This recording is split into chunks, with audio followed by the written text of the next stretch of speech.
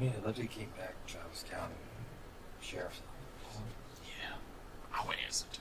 You thinking? Yeah, because I thought it was about the court date that Meredith and I were looking So at. it's the Travis County Sheriff's Department. Mm-hmm. Maybe I would answer that one. What if you were busy and it was in your pocket? How would it? Yeah, I guess they would leave it. That's I would hope so. Oh, no, they're going to come to your house. That's scary. You just show up at your work or your house. Yeah, I'm so sorry. Yeah, sorry. Squeeze past you. Okay.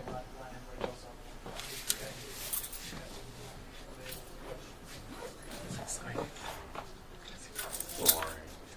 That's what I did.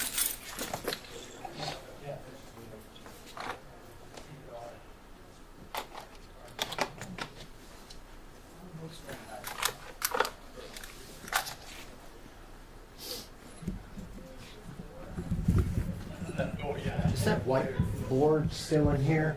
That big board? think it is. Pretty sure it was not.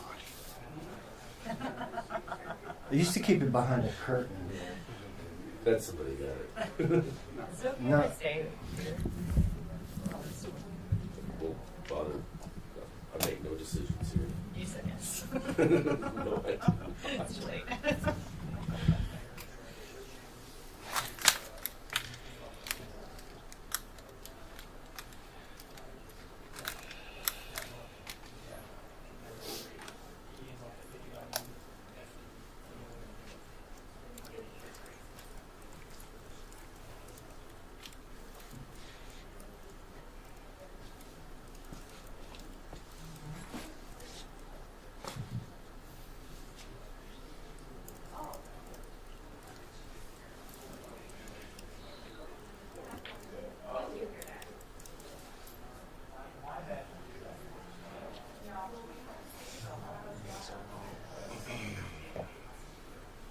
Where's the camera? And then what's this other side now?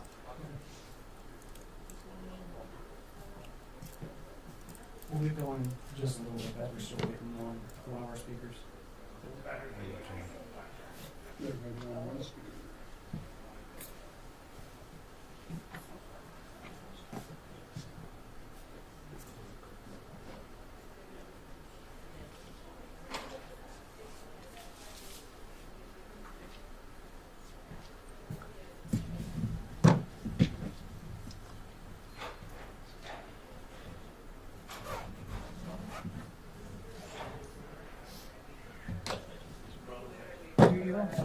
Okay, we'll be. Nice to meet you. Nice to meet you. Chat papers on this one.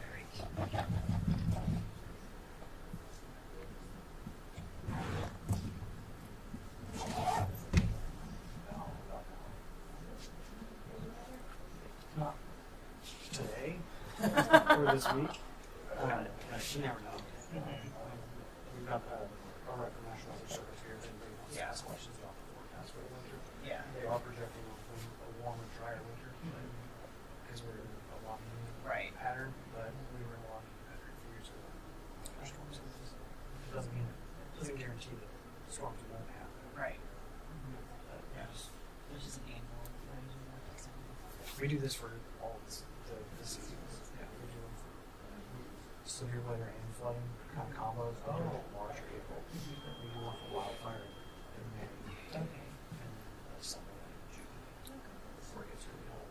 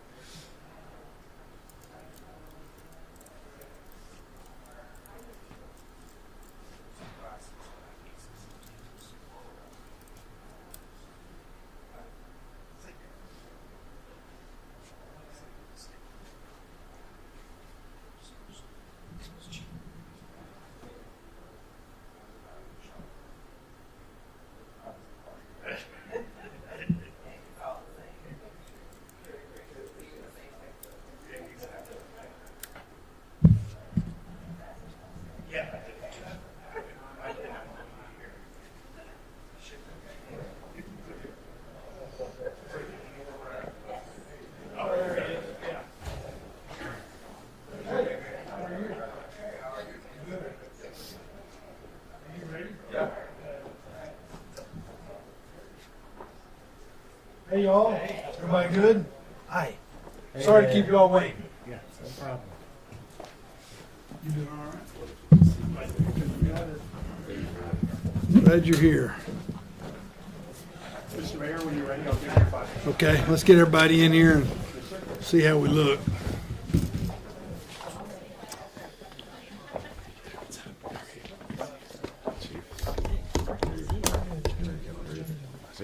Good to see you.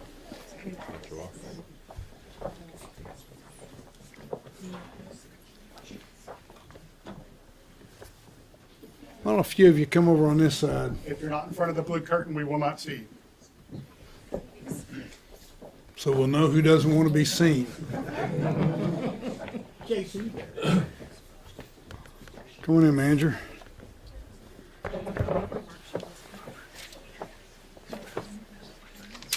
All right, we got everybody? Good, good. You ready, Mr. Mayor? Whenever you want to count us down. Yes, sir. You'll be live in 5, 4, 3, 2. Good afternoon, everybody. Thank you for joining us today as we discuss efforts by both the City of Austin and Travis County to prepare for the winter season and share some information with you and with other community leaders providing you that information as well. This is an important time. We all feel the chill in the air. We feel it getting colder. We're wearing our heavy coats and we're engaging in different holiday events. But as everybody knows, in recent years, one of the things that we've really attempted to do is make sure we communicate well with the community about the cold weather and how to react to the cold weather. What we've learned in recent years is that extreme winter weather can impact our community, and it can impact our community very suddenly. The purpose of this getting together is to let people know that we're working on things to make sure that your city and your county are both ready. But importantly, we want each person in the city and the county to be well prepared. And that's why we're providing this information.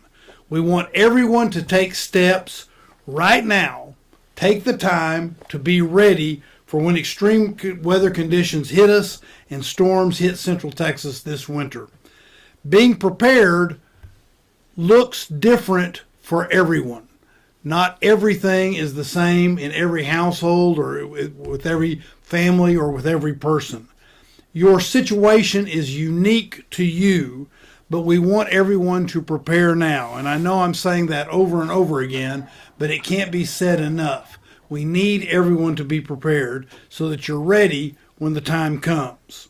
As I said, the City of Austin is preparing for the winter. We as a city are preparing by making sure our utilities are ready for severe weather and in the event of outages that we're ready to restore service as soon as possible. Let me say this. There will be outages this winter. It is inevitable. Other places have outages too. It's not just something that happens in Austin, Texas. But there will be outages.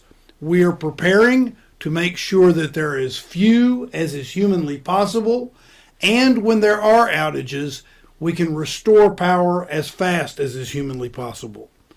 Well, we're also preparing by providing warming centers and shelter for those who need it. For example, last night was the first night where we had the warming shelters open because it was the first night that it met the protocol for being so cold that we needed to do that. We're also preparing by delivering vital information to community members as quickly and as broadly as possible to help Austinites stay safe and informed. This has been a key hallmark of the last 3 years. We are working very hard to make sure that people know what's going on as fast as they can. And by the way, let me take just a minute on behalf of the judge and the others that are here to say thank you to the media that helps us with that. There's no way we could achieve our goal of trying to deliver this information without the media playing this important role. And we don't say thank you enough, so let me say thank you on that. And I'll talk a little bit more about staying informed in just a minute. We're also preparing by keeping roads as safe as possible and continuing to deliver critical city services that our community depends on despite the challenges that the weather may bring. But as I've said, we also need everyone individually and as families, as friend groups, as neighbors to all be prepared. We've already seen temperatures drop near freezing a few times so far, and while the National Weather Service is forecasting a slightly above average winter, that doesn't mean winter storms won't still occur. Things can change very quickly, and we all know that. So we want to be ready when they change, so we don't have to try to prepare after they change. This is the other information that I wanted to say. And people that watch this routinely, including members of the news media that are here, they know that I say this over and over again at every press conference. And I want to say it again. We need people to prepare by signing up for emergency notifications. That is one of the best ways for us as government, as a city government and as a county government, to be able to communicate what the hazards are and to make sure that you're prepared. So, two things. We need you to sign up at WARN, that's with my Texas accent, it's WARN, W-A-R-N, W-A-R-N, centraltexas.org, warncentraltexas.org. You can also download the free Ready Central Texas app. You can download that on your phone, and that provides updates and news, emergency plan checklists, and more resources on how to prepare for the winter weather. So warncentraltexas.org and Ready Central Texas, that's the app that you can put on your phone. As we get into this cold winter weather, I'll say this, it will never be perfect. How we prepare and how we react will never be perfect. Either you individually, you as a family, you as neighbors, you as friend groups, the city, the county, it will never turn out to be a perfect result. Some things just aren't anticipated. We try to anticipate everything, but some things come fast and they come in a way as hazards that you can't anticipate. But we are going to be prepared to react as rapidly as is human possible. So we have a lot of folks that are here today to share important information with you. What I'll do now is I'm going to turn it over to Travis County Judge Andy Brown. Thanks, Mayor. Thank you. Thanks, Mayor Watson. First, I want to just thank all the local government folks that respond to disasters whenever we experience severe weather here in Central Texas. Their prep work and their response helps us stay safe, warm, and moving before, during, and after any severe winter weather event. And I want to emphasize that, as the mayor said, we should expect probably at least one severe freeze, severe winter weather event this year. History has shown us that that typically happens here. So the more that we can do now to get prepared for that, the better. To help you sort of think through what to do to prepare for it, there are the 4 Ps that we say each year: people, pets, plants, and pipes. So think now, take a moment now when it's not below freezing outside to think of how you can prepare to protect those things: people, pets, plants, and pipes. Pick up supplies that you need, get some extra things that you need in your home in case we have a freeze for a little while. Make sure that you're getting prepared. Make sure that you have an emergency plan. Having a plan is crucial to staying healthy, ensuring the comfort of your family, and responding quickly in case we do have an emergency or other disruption. We've got several offices at the county that are helping not only with the work that the mayor and folks here are doing within the city limits, but we've also got 21 other cities across Travis County that we are working with to prepare for emergencies. We have road crews across the county, and remember that the temperature in downtown Austin can be different than the temperature in the outskirts of Travis County, and that can affect things like bus operations, school operations, things like that. So please keep that in mind when making plans. We've also working closely with the City of Austin in shelters as needed during disasters, with our Health and Human Services Department working with the city to make sure that we're getting people the needs that they have when they're in the shelters. So I want to thank again the public and the public servants for doing their parts to prepare. and I'm going to say a little bit in Spanish here, except I haven't figured out how to say the 4 P's in Spanish, so that part is not going to translate too well. El público debe prepararse con anticipación para el clima invernal severo, enfocándose en las 4 P's. Personas, mascotas, plantas y tuberías. Bueno, no son cosas con P, pero así puede recordar. Y prestando atención especial a las poblaciones más vulnerables. El condado de Travis coordinará con la ciudad y otras jurisdicciones para mantener las carreteras seguras, apoyar refugios y centros de calentamiento y brindar servicios esenciales antes, durante y después de los eventos de clima invernal. And now, Jim, are you ready? Yes, sir. All right. Right here. Thank you, sir. Good morning, everyone. My name is Jim Reddick, and I have the privilege of serving as Director of Austin Emergency Management. Our job in emergency management is to plan for all types of disasters, natural and man-made.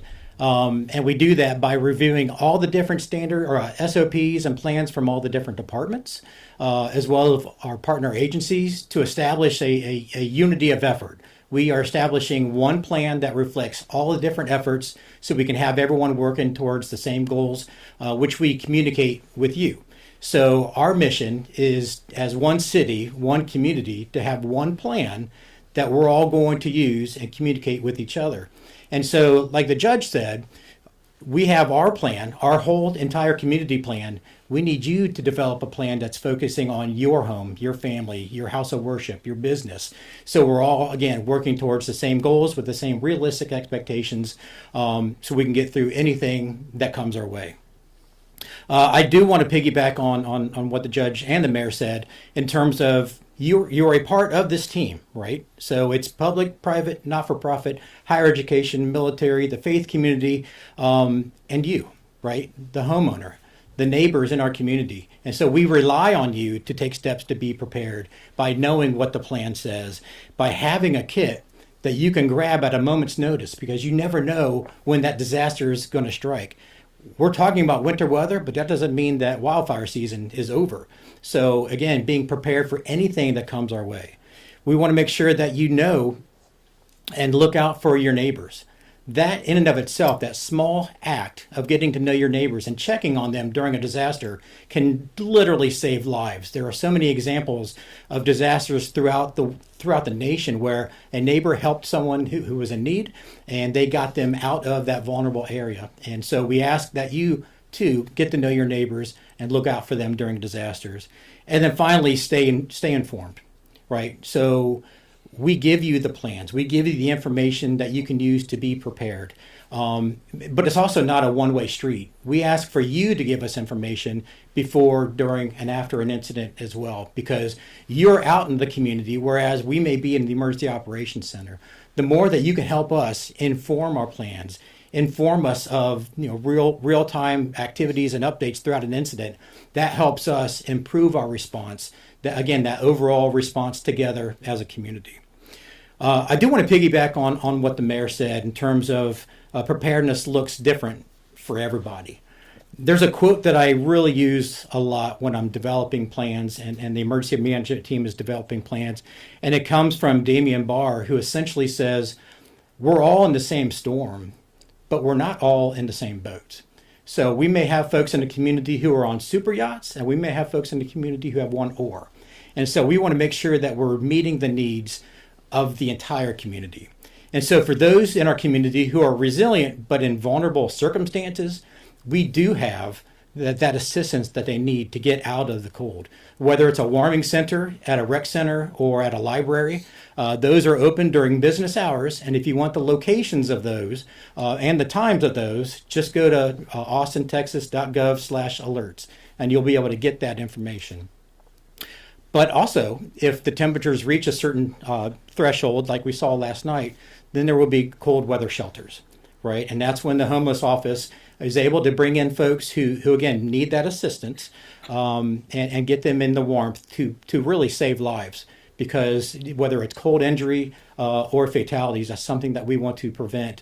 And the homeless office does a really good job meeting that need during those cold weather temperatures. So with that, if there's ever a disaster or if there's ever an emergency, please continue to dial or call 911. If you ever have any questions, you're free to call 311. And if there's any issues related to your rental property in terms of code violations and you need assistance having those addressed before these cold temps become a daily thing, call 311 as well. So with that, remember readycentraltexas.org for information on which you can use to plan, warncentraltexas.org or the app to get information throughout an incident, because that is our commitment to you, is not only preparing as best we can, but keeping you informed throughout an incident. And with that, I'll turn it over to my friend with Travis County Office of Emergency Management, Blake Clamfer. Thank you. Thank you, Jim. Season greetings. Thank you for being here today. My name is Blake Clamfer. I'm the Chief Deputy Emergency Management Coordinator for Travis County. As everyone here has said, we want you to be ready and resilient when cold, severe weather occurs. Now is the time to get ready. In addition to signing up for Warn Central Texas, it's important to pay attention to the National Weather Service and reputable local news organizations. Also, consider following Travis County's social media accounts for information. We're on Facebook, X, Instagram, and Nextdoor. The Travis County Office of Emergency Management's website, oem.traviscountytx.gov, contains good information for what to do before, during, and after a storm. Additionally, you may find interesting training opportunities for the community. In January, we're going to start posting CERT, Community Emergency Response Team courses, and other outreach events, which might be really useful. You may also click the Contact Us link to request a preparedness talk speaker for your community organization. Last but not least, Judge Brown noted that Travis County Office of Emergency Management will remain in contact with cities and municipalities within Travis County. By working together and preparing properly, we can lessen any damage resulting from severe weather. Now I'll pass the podium to Chief Robert Luckritz with Austin Travis County EMS. Chief. Good afternoon. Rob Luckritz, Chief of Austin Travis County EMS. From our perspective as an EMS department, we've put a lot of effort over the past few years to adapt and change the way that we respond to these winter weather emergencies and how they come.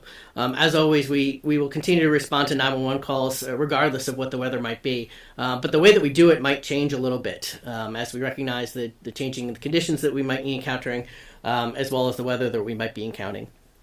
As was mentioned before several times, I can't emphasize enough the need for everyone to prepare. Resiliency is so critical in the community. It's important for everyone here to learn the signs and symptoms of cold-related illness, to pay attention to them. Hypothermia can set in a matter of minutes.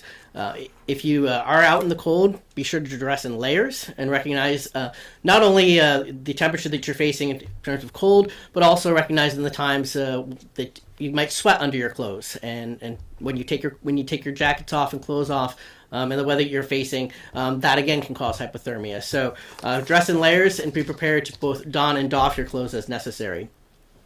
If you do experience a period of time where you do not have power in your home, again, dress in layers and recognize the need to stay in close quarters with your family. Try to confine yourself to one room, preferably in the center of the house. Keep your doors and windows closed.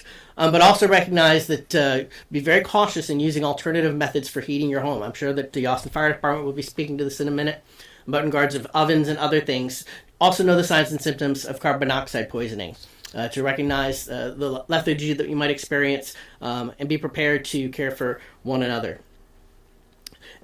If you are medically vulnerable, be sure to have adequate preparations for your medication as well as your medical devices. You should have a minimum of 7 days of medication available to you. And if you have supplemental oxygen that you're on, again, please keep extra oxygen tanks available to you as you go through this season. One of the number one reasons that Austin Travis County EMS experienced 911 calls during Winter Storm Mara was related to a lack of oxygen for medically vulnerable, as well as a lack of power for those with medical devices. Similarly, if you are on a medical device, please ensure that you keep your devices adequately charged and keep extra batteries as well.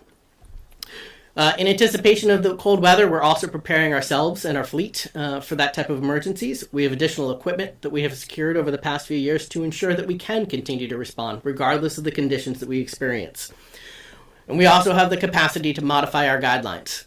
Many are aware of our collaborative care line and recognizing that when you call 911, we will do our best to solve your problem and provide you services. It may or may not be an ambulance response. We may be able to find other ways that we can solve your problems. We maintain that 24 hours a day, which is relatively new for us over the past few years, so you may not have experienced that during some previous winter storms, but our services are available 24 hours a day, both from an emergency response as well as assisting you with any medical vulnerabilities that you might have. In anticipation of the weather as well, we continue to work in collaboration with the Homeless Strategy Office, with our community health paramedics to ensure that those that are most vulnerable in our community have the resources that are necessary to keep them safe. We will go out with the Homeless Strategy Office in advance, in anticipation of the weather, to try to encourage individuals to seek out cold weather shelters. And for those that decline or have a reason why they cannot attend cold weather shelters throughout the storm or throughout the weather event, we will continue to be out there revisiting these individuals to ensure that they have the resources that are necessary. And just as we have continued to prepare as a department, again, I encourage all of you to prepare for yourselves. Please have a winter weather plan. Please learn the signs and symptoms of cold weather emergencies. Learn the signs and symptoms of carbon monoxide poisoning. And most of all, I will say, please recognize that for those of you that may not be medically vulnerable, for those of you that may be very resilient, check on your neighbors, get to know your community. There are folks out there that need assistance, and the best thing that we can do in the community is to be good neighbors and ensure that not just ourselves, but that the rest of the community that is out there has the resources they need. And with that, I'll turn it over to Assistant Chief Jeff Kennedy from the Austin Fire Department. Good afternoon again. My name is Jeff Kennedy, Assistant Chief of the Austin Fire Department. According to FEMA, half of all home fires occur in the months of December, January, and February. Over the last 5 years, Austin Fire has responded to 113 of these types of fires over those months. Before cold weather hits, take proactive steps to protect your home and your family. And some of these look like hiring a professional to conduct an inspection of your central heating unit and, of course, your fireplace. And with your fireplace, make sure that that professional does take time to clean and inspect your chimney and vents. Clear the area around your central heating unit and make sure that it's clean and that the filters are also clean. Test smoke alarms and carbon monoxide detectors. Austin Fire has a free smoke alarm program for community members needing assistance. Austinites can call 512-974-0299. Again, 512-974-0299. And someone from the Austin Fire Community Engagement Division will call you back and schedule an appointment for installation. Once winter weather hits, be sure to make safe approaches to warming your home. Space heaters need space and attention. Heaters should be at least 3 feet away from anything that can burn and should be switched off when unattended, particularly when residents are asleep. If using an electrical or a kerosene heater, make sure that it is UL approved and comes with or is equipped with an automatic shutoff in the event that it overheats, tips over, or gets knocked over. Ensure that the flue is open before starting a fire in your fireplace. Portable generators, grills, especially those that use charcoal briquettes, should be used outdoors on flat, fire-resistant surfaces, and also be mindful of the risk of carbon monoxide poisoning when using those devices. Holiday decorations can also be hazard, or at least a fire hazard. Christmas trees in particular, and those that are dry, they can fuel a fire, so please water them daily. If a fire does break out, it can spread quickly to other structures and homes through flames and embers. and embers can be carried up to a mile by wind. So, as this is a particular concern for us, it is now even more a concern since we've had close to freezing. And usually when we have these types of conditions, grass and brush are very susceptible to burning. Harden your property against risk by maintaining non-combustible perimeters around your home, at least within those first 5 feet of your home. You can do this by replacing mulch in the immediate perimeter with granite, other types of decorative rocks, and river rock. Remove flammable materials like patio cushions, propane tanks, and wooden or wicker furniture from at least 5 feet of your home. Clear your gutters and your roof of leaf litter and other debris that could easily catch fire. Austinites can also request a free structure ignition zone evaluation, also known as the size.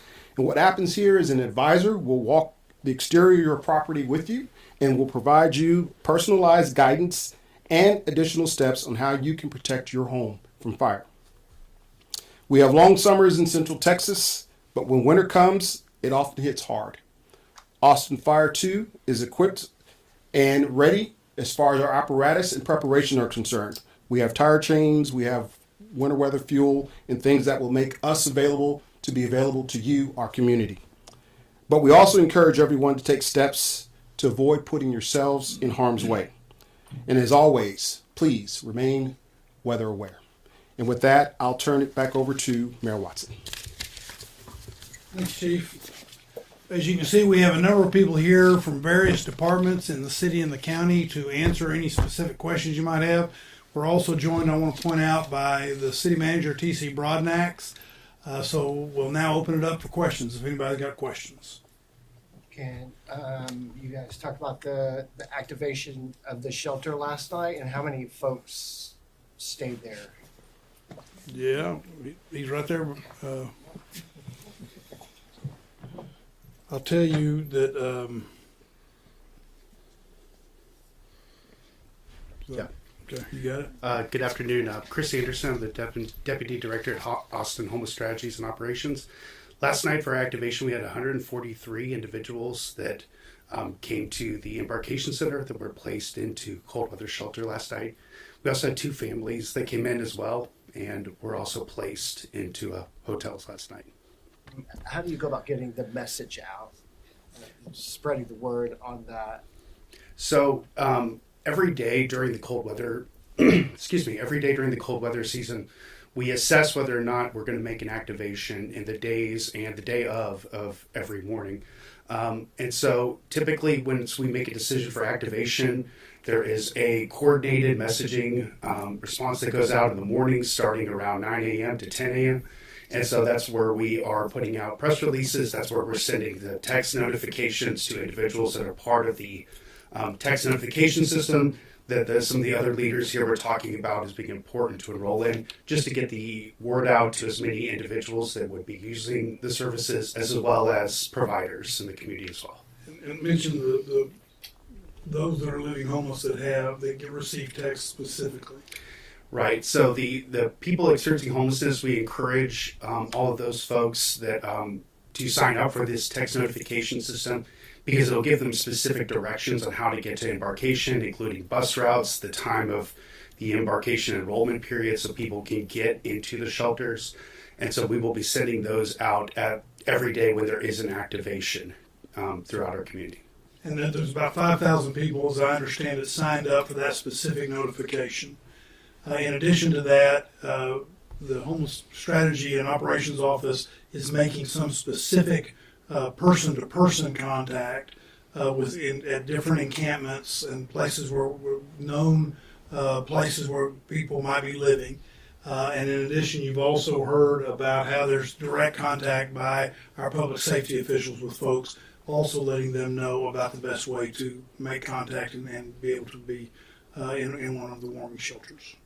Yeah, the only thing I'll add to that, Mayor, is our internal outreach department will coordinate with external service providers, so the other outreach providers in the community, to let them know and pass on the message about how people could access cold weather shelter.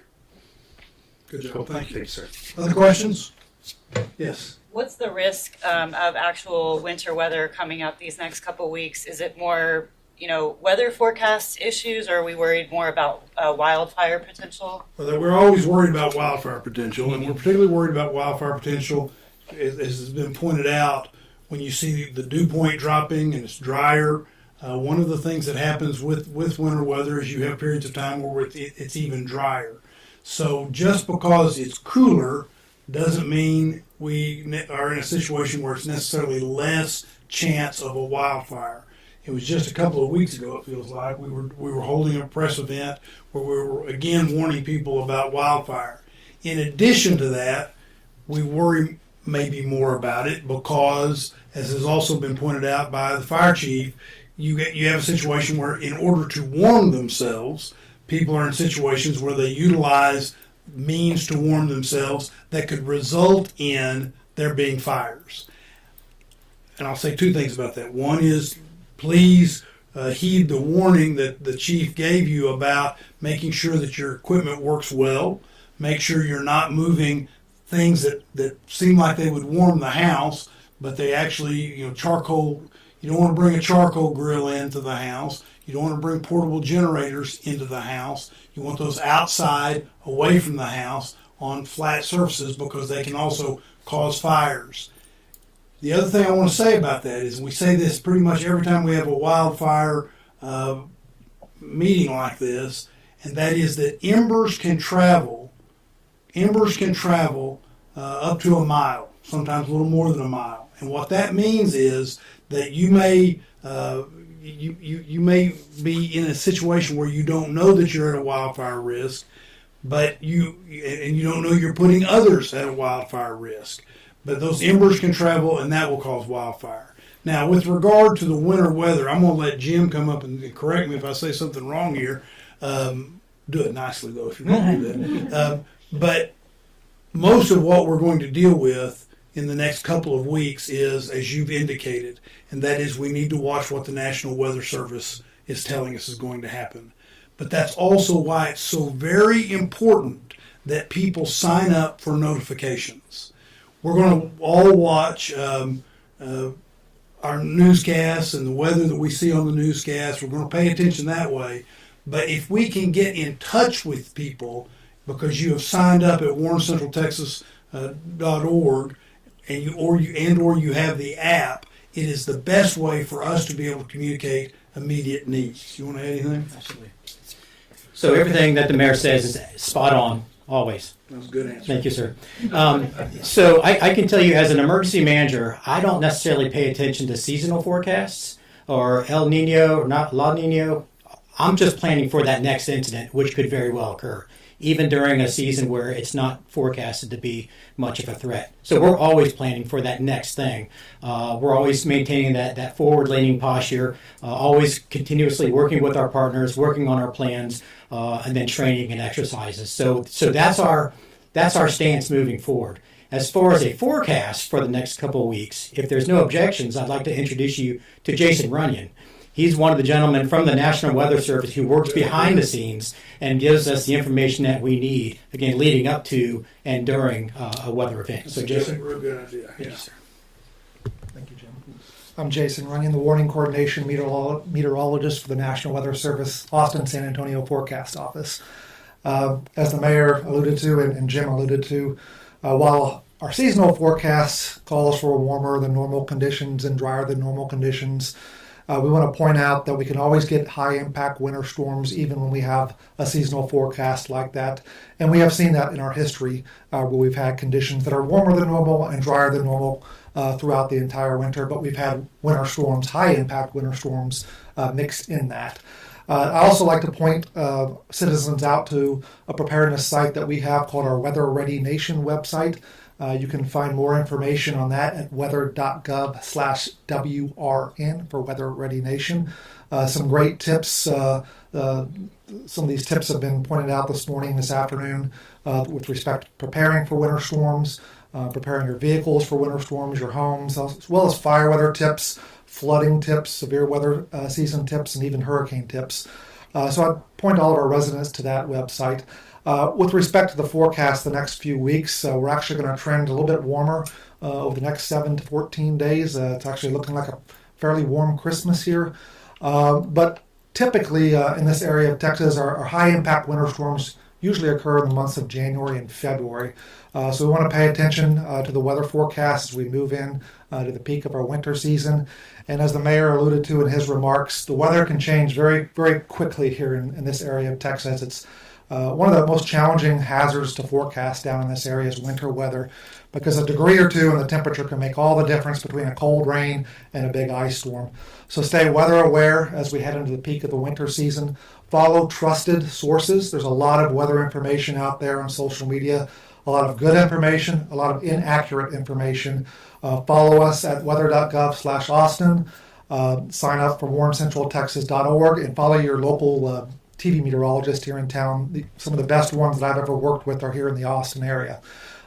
So with that, Good. Judge, you want to add anything? Manager, you want to add anything? I'm good, thank you. All right. Thank you all very much for being here and being part of this. As I indicated and the judge has reiterated, this is about everybody, each and everybody being prepared, and we couldn't do it without having the professional media here, so we appreciate you doing that. Thank you all. Everybody stay safe, stay warm, and have a wonderful holiday season. Thank you.